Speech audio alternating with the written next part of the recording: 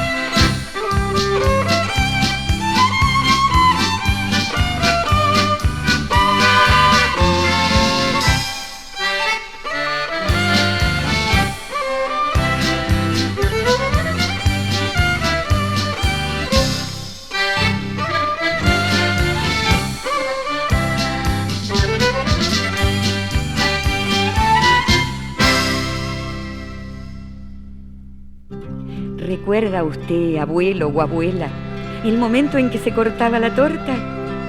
A la ceremonia de los regalos la conocíamos como Betania. Todos desfilaban ante los novios, retiraban su trozo de torta, brindaban por la felicidad de los recién casados, dejaban su regalo en efectivo al costado de la torta y se retiraban. Mientras tanto, los músicos interpretaban ininterrumpidamente este tema.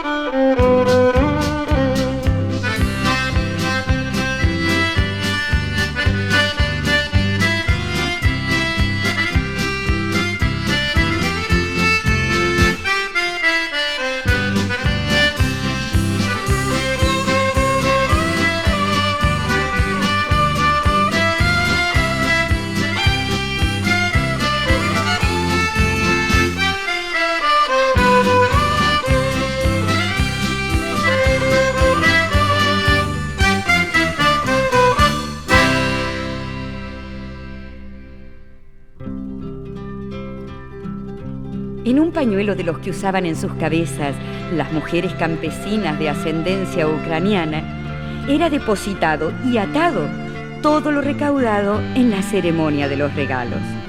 Luego, la madre de la novia, acompañada por 2 mujeres de edad, se acercaba a su hija y ésta le abonaba una retribución especial a la madre por haberla amamantado de pequeña.